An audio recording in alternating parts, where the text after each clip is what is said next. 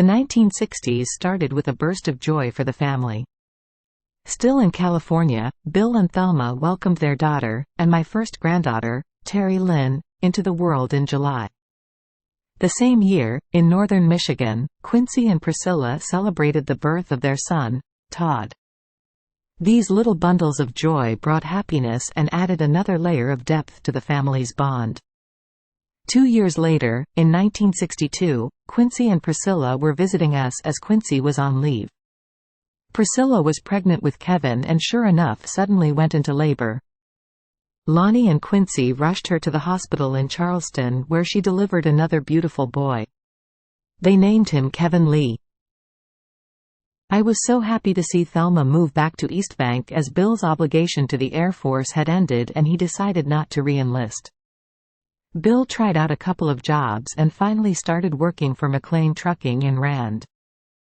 They found a little house to rent in Eastbank and my heart was overjoyed that she was so close. And in the summer of 1963, Thelma delivered a beautiful baby boy naming him Billy Ray after his dad. 4 hours later, God poured out even more blessings as Mabel delivered a fine handsome boy Hiram Eugene. Our family was growing fast and, Lonnie and I, couldn't be more pleased. However, 1963 brought with it a somber mood. The nation was plunged into mourning when news came about the assassination of President John F. Kennedy on November 22. I guess it's true that you'll always remember where you were when the news arrived. I was working at the post office when everyone started coming in spreading the news. A dark cloud seemed to hover over everything and our world lost its stability and I felt so insecure. I worried mostly for my family as I'm sure every mother did. 1964 was a pivotal year for my Kenneth. Not only did he proudly graduate from high school, marking the end of one journey and the beginning of another, but he also decided to join the Air Force.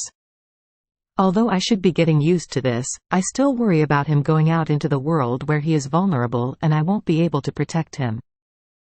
Kenneth's life took another significant turn in 1966. On May 28, he married the love of his life, Marcella Brown. Their union was a beautiful culmination of love and commitment, and just as they started this new chapter together, Kenneth received his orders to leave for Germany, adding to the whirlwind of emotions. Marcy was unable to join him and spent a lot of time with us. I got to know a lot about her and she became family, even joining us on a couple of our vacation trips to see Thelma. Our vacation trips were always to see family. It is what Lonnie and I most enjoy in life. Before the kids were grown, our vacations were spent visiting Lonnie's uncles and aunts. Either Uncle George and Aunt Matt, or Aunt Annie with her small grocery store in Ona, or Uncle Jim and Aunt Hallie in Eubank, Kentucky, we were welcomed in and treated with love. As our kids grew and had families of their own, they became the target of our vacations. It worked both ways as it was normal to have them visit us on theirs. I cherish both our trips to visit them and their visits back home. It made life seem right and everyone took solace in knowing that if in need, everyone would be there to help. The summer of 1966 gripped me with an overwhelming mix of dread and hope. My Jimmy was scheduled for an experimental open-heart surgery. The procedure, although unproven, was the only hope we had.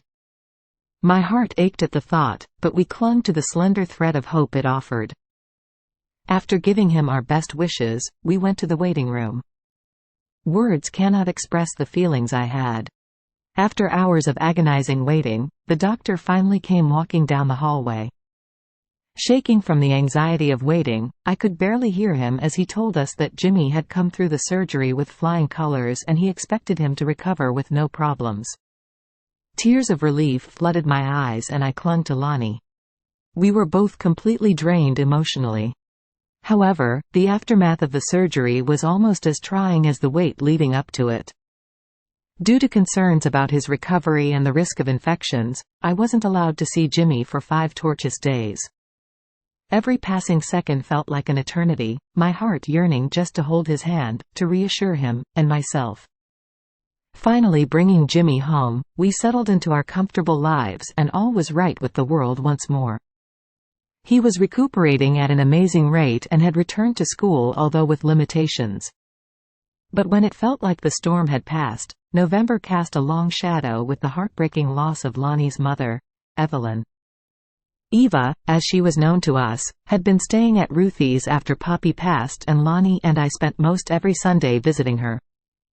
Ruthie was Lonnie's sister and took care of Ava's every need and want and welcomed us at every visit. She had gotten very frail over the years. Although the grief was overwhelming, I took comfort in knowing that she no longer suffered. Although Lonnie never spoke of it, Sundays for a long time brought memories of her and were difficult for the both of us.